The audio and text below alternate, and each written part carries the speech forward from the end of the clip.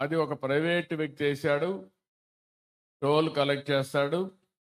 కానీ తెచ్చిన అప్పు కట్టేసి మనకు మెరుగైన సదుపాయం.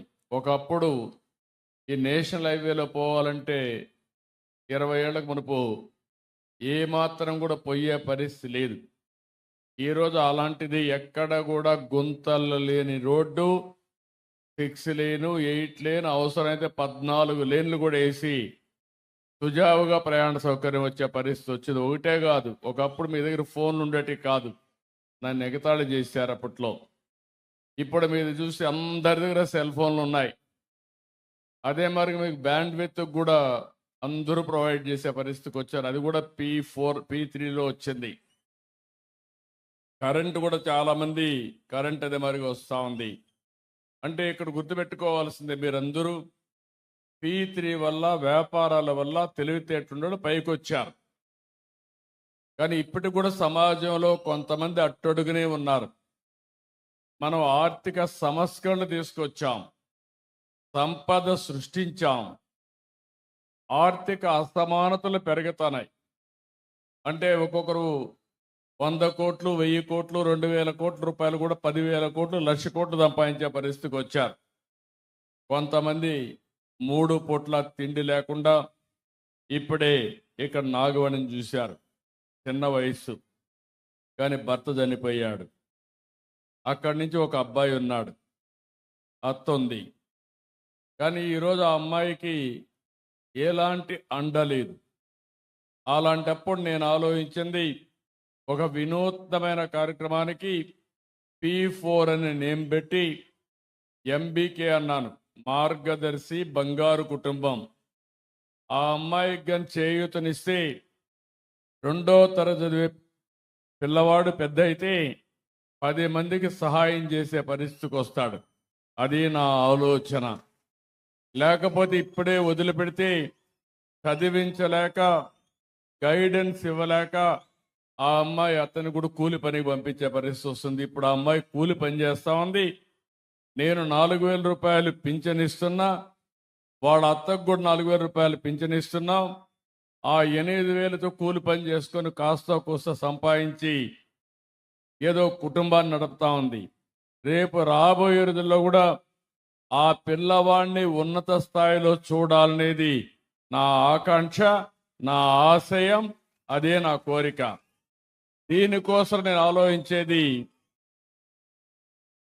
ఎవరైతే బాగా డబ్బులు సంపాదించామో మీకు కూడా బాధ్యత ఉంది. సమాజం వల్ల పైకొచ్చారు మీరు. సమాజం లేకపోతే ఎవరూ లేము. ఇప్పుడు నేను ముఖ్యమంత్రిగా ఉన్నానంటే మీ అందరి ఆశీస్సులు నేను ముఖ్యమంత్రి చేశారు. అలాంటప్పుడు నేను ఆలోచించేది, మళ్ళీ నేను ఒక వినూత్నమైన కార్యక్రమం 5 ఏళ్ళు పడుతుందా, 10 ఏళ్ళు పడుతుందా, 20 ఏళ్ళు పడుతుందా, నా ఆశయం అయితే ఆర్థిక పేదరికం లేని సమాజం, రెండోది ఆర్థిక అసమానతలు తగ్గించే విధానానికి రూపకల్పన. అందరికీ మెరుగైన జీవన ప్రమాణాలు ఉండాలి. 1000 కోట్లు లేకుంటే 1,00,000 కోట్లు ఉండే ఆయన బంగారు తినడు, ఆయన కూడా తినే తిండే. ఆయన కూడా షుగర్ వ్యాధి ఉంటే తిండి కూడా సరిగా తినలేడు. కనీసం మీరు తిరిగి అరిగించుకునే శక్తి మీకుంది, వాళ్ళకి ఆ శక్తి కూడా లేదు. అందుకే అందరికీ సమాన అవకాశాలు ఇవ్వాలి. నేను ఇక్కడే ఉండే మార్గదర్శిని కోరుతున్నా, తమ్ముడు, ఆ అమ్మాయి కుట్టు మిషన్తో ఆపేయడం కాదు నా ఉద్దేశం. పిల్లవాడిని బాగా చదివించాలి. ఆ అమ్మాయి కూడా చిన్న వయసు, 10th క్లాస్ పాస్ అయింది. అవసరమైతే ఆ అమ్మాయిని కూడా ప్రోత్సహించి ఇంటర్మీడియట్ కానీ ఆన్లైన్లో కూడా చదువుకోవచ్చు. ఇంటికాడ ఫ్రీగా ఉన్నప్పుడమ్మా మీ అబ్బాయి చదువుకోవడమే కాదు, నువ్వు కూడా చదువుకోవాలి. పిల్లవాడితో సమానంగా నువ్వు కూడా చదువుకొని 10th క్లాస్ ఇంటర్మీడియట్ కూడా పాస్ అయితే ఇక్కడ చాలా ఇండస్ట్రీస్ వచ్చాయి, అందులో ఉద్యోగాలు కూడా వస్తాయి. ఒకరోజు నిన్ను చూడాలనుకుంటున్నా, నువ్వు మళ్ళా టీచర్గా తయారయ్యి నీ కొడుక్కి చదువు చెప్పే పరిస్థితి రావాలనేది నా ఆకాంక్ష. అలాంటి వినూత్నమైన కార్యక్రమాలకు ముందుకు పోవాలి. మీరు కూడా నాకు కావాల్సింది, ఏదో ఆ అమ్మాయిని కోరికలను కూడా లేకుండా చేయకుండా, అంటే ఇన్ ది సెన్స్ ఆ అమ్మాయికి భవిష్యత్తు మీద ఆశ ఉండాలి. మీరు ఆ పిల్లవాడిని బాగా చదివించడం, ఆ అమ్మాయికి కూడా ఆదాయం వచ్చే మార్గాలు నిరంతరం మీరు నేర్పించడం, మీ కుటుంబంతో సమానంగా వీళ్ళని కూడా మీ తమ్ముడు కుటుంబం అనుకుంటారా, లేకుంటే మీ బంధువుల కుటుంబం అనుకుంటారా, మీ పిల్లలతో సమానంగా ఆవిడని కూడా పైకి తేవాల్సింది నేను కోరుతున్నా. అలాంటి ప్రణాళిక తయారు చేయాలి. ఓకే, తప్పనిసరి నమ్మకమేనా? నమ్మకం. నేను మానిటర్ చేస్తా ఉంటా ఇవన్నీ. ఓకే ఈరోజు తునికి వచ్చినప్పుడు ఇక్కడ మీటింగ్లో మాట్లాడని రికార్డ్ చేస్తారు.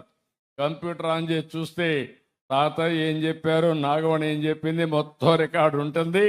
మళ్ళా నువ్వు కానీ నా దగ్గర చెప్పేసి మళ్ళా నువ్వు